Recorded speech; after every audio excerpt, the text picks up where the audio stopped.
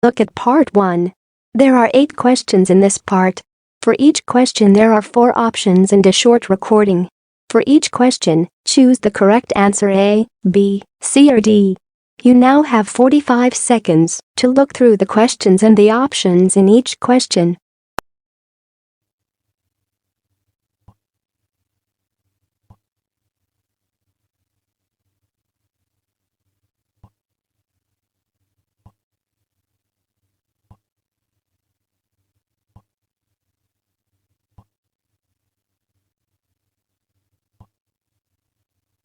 Now we are ready to start. Listen carefully.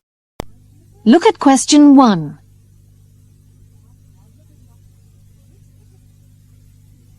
1.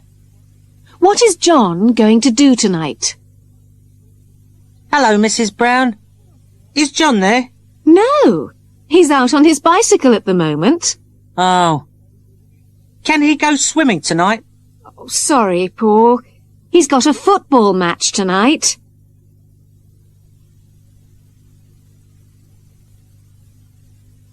2. Which bag does the woman buy? I want to buy a present for Diana. What about a bag? Yes, this one's nice. It's small and round. I think she'd prefer a square bag. No, this is better. I'll get the round one. 3. How much did the woman pay for the apples? Can I help you? Yes, I'd like a pound of apples, please. Do you want the ones at 30 pence, 35 pence or 40 pence? The ones at 30 pence, please. 4. When must the boys get on the coach? The football match starts at 2:30, but we should get there at 1:30. The coach will pick us up at 10 to 1, as it'll take us about 40 minutes to drive there. So we'll meet in the school car park. Don't be late, boys, will you? 5. What fruit do they take? Mum, have we got any fruit to take on the picnic? There were some oranges and bananas. Here are the bananas. Let's take those. Oh, the oranges have all gone. What about taking some grapes or apples as well? OK, let's take the grapes. That'll be enough. 6. Which present has the man bought? Is the book in this bag for Mum, then? I didn't think she was particularly interested in flowers. I thought she'd like it, to give her some good ideas for the garden. And even if she never reads it, it's got some lovely photos. I thought you were going to get those gloves I showed you in that shop last Saturday. They match the scarf I've bought her. 7. Where are the photographs? Have you seen my new passport photographs? I put them on the bookshelf. Oh, here they are, with your coffee cups. I hope they aren't dirty. Oh, sorry. I was showing them to Pat. He says they make you look like that newsreader on the television. 8. What did Ben break? Ben, what's this broken cup doing here? Oh, sorry, Mum. I had an accident when I was washing up. You know those big dinner plates? You haven't broken them as well. Oh, just a couple. They slipped out of my hands into the sink, and the cup got broken as well. That is the end of part 1. Now turn to part 2. You will hear 3 different conversations. In each conversation there are 4 questions. For each question, choose the correct answer A, B, C or D. You will hear the conversations only once. Now open your question paper and look at the conversation 1. You now have 25 seconds to look through the questions and the options in each question.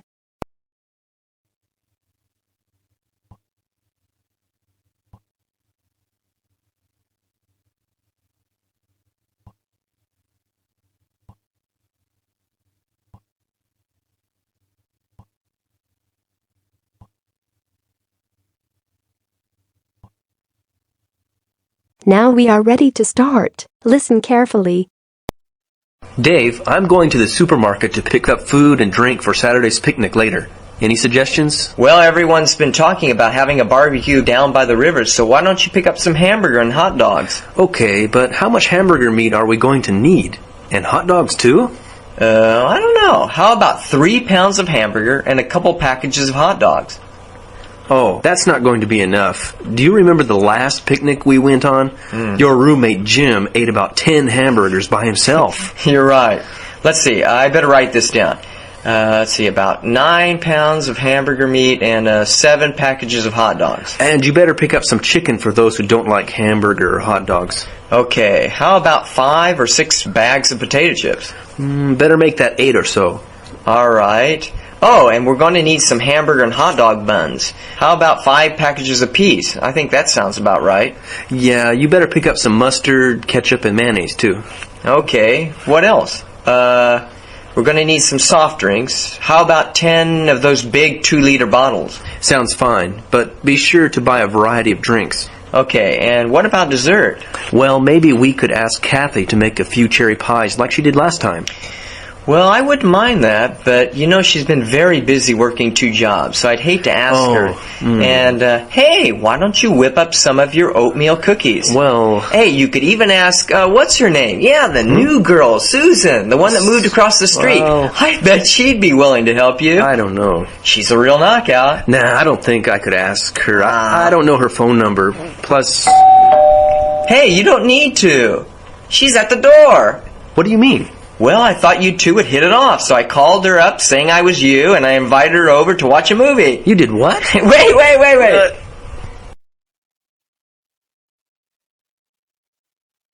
Now open your questions paper and look at conversation 2. You now have 25 seconds to look through the questions and the options in each question.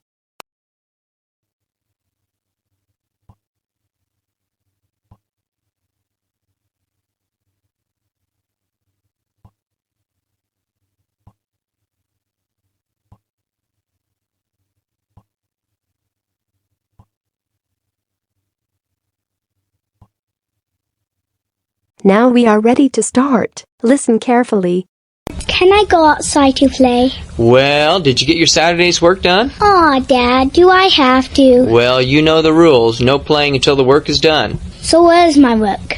Well, first you have to clean the bathroom, including the toilet. And don't forget to scrub the bathtub. No, I want to do the family room. Well, okay, but you have to vacuum the family room and the hall, and be sure to dust everything. Oh, and don't forget to wipe the walls and clean the baseboards. Okay. And after that... Oh, no.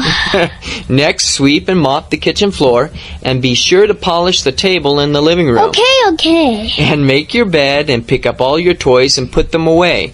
And... More? Yeah, and then... How about going out for lunch and getting a big milkshake? But, yeah, you probably don't want to do that. No, I want to. Okay, while you're doing your work, I'll be out in the yard raking leaves and pulling weeds.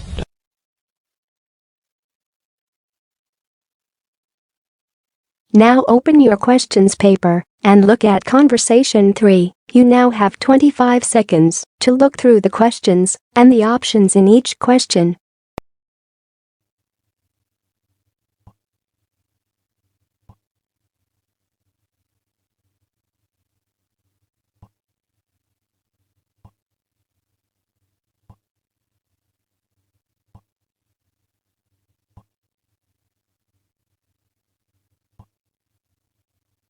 Now we are ready to start. Listen carefully.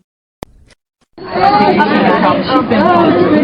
everyone, I want to review the first 2 days of our travel itinerary for the trip.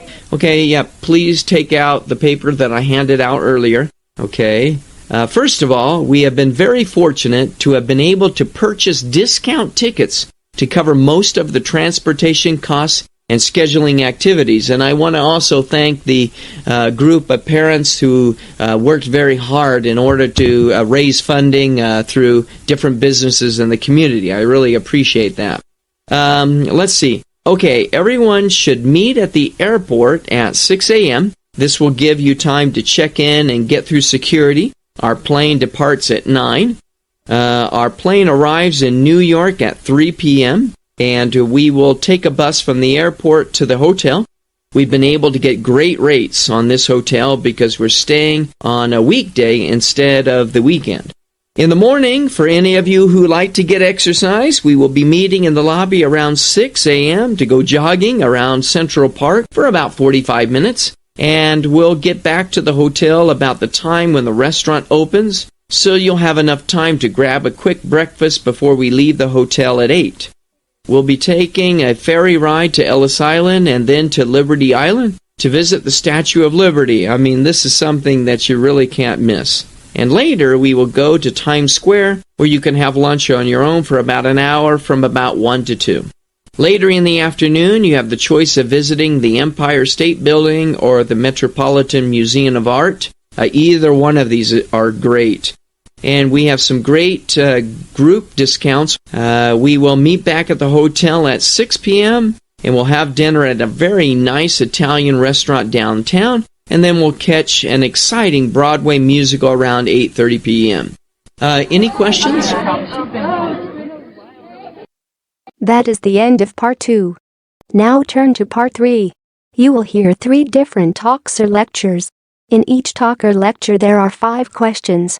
For each question, choose the correct answer A, B, C or D. You will hear the talks or lectures only once. Now open your questions paper and look at talk or lecture 1. You now have 35 seconds to look through the questions and the options in each question.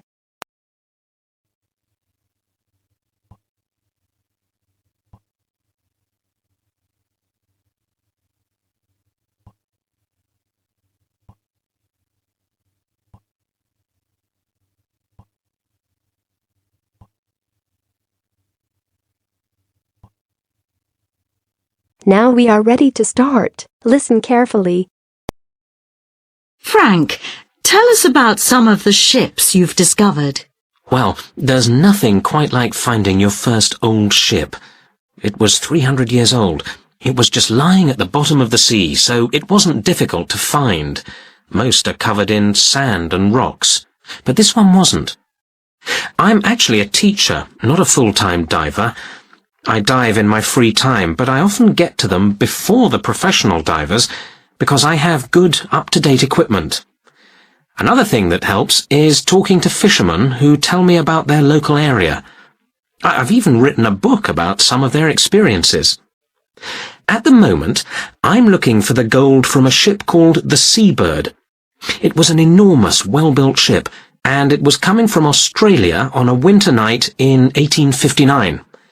Everything was going fine until the ship reached the English coast, when it crashed into some rocks in a very strong wind and sank to the bottom of the sea. It was carrying gold from Australia, and most of it is still at the bottom of the sea.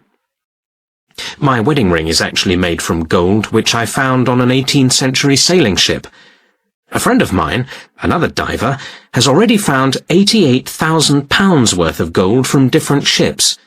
He's now decided to give up his job and become a full-time diver.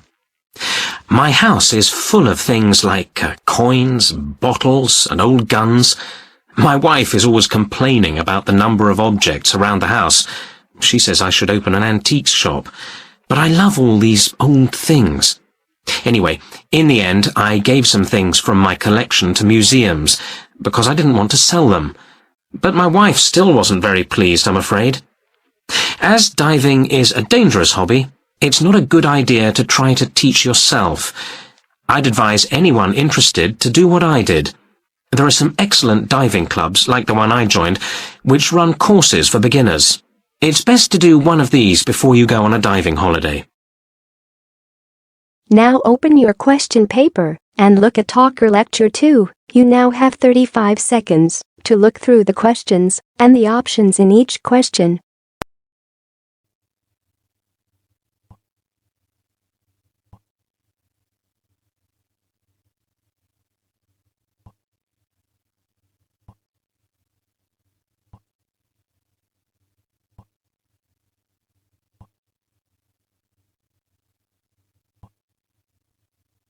Now we are ready to start. Listen carefully.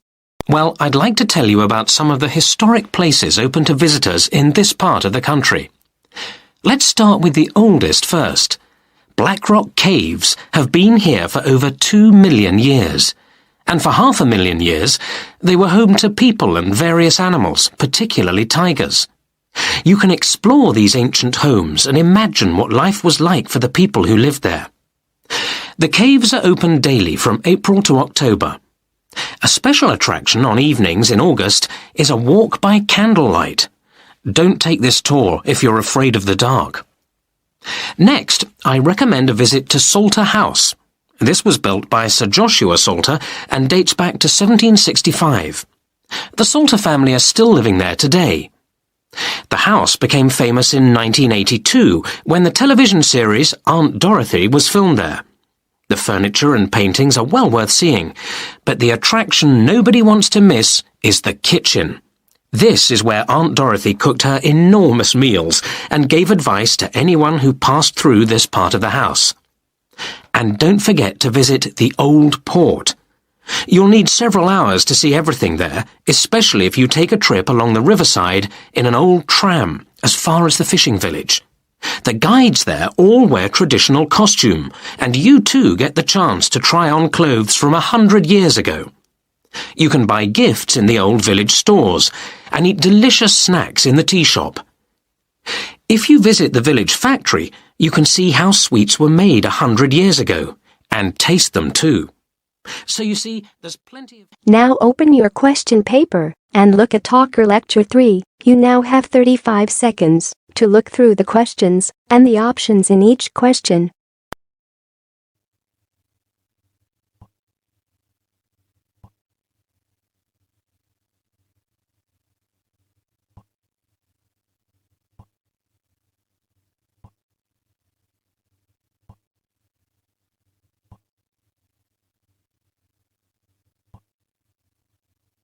Now we are ready to start. Listen carefully. This lecture is going to introduce you to traditional Chinese philosophy. First, you will learn about, the yin and yang philosophy. Secondly, we will look at the 5 elements of this philosophy. It is important that you remember these 5 elements as we will be discussing them throughout the lecture. The 5 elements of yin and yang are water, wood, fire, earth, and, metal. Okay, so those are the 5 elements. Let's begin with a definition of yin and yang. Yin and yang should be considered as opposite forces, like land and ocean, for example. These are opposites. Now, these opposites do not compete with each other. They are complementary. When you think of yin and yang, think complementary opposites. So, moving from complementary opposites, let's return to the 5 elements we mentioned earlier. If you recall, we said they were water, wood, fire, earth, and metal.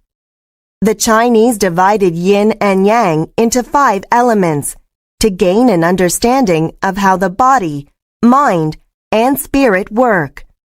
According to the Chinese, every person's physical and mental health relies on a balance of the 5 elements. Individuals may have more of one element than another. Of course, ideally, all elements are in balance or harmony. What does this mean? It means that a person's body contains equal amounts of each element. That is the end of part 3. Now you have 5 minutes to check your answers and transfer your answers onto the answer sheet.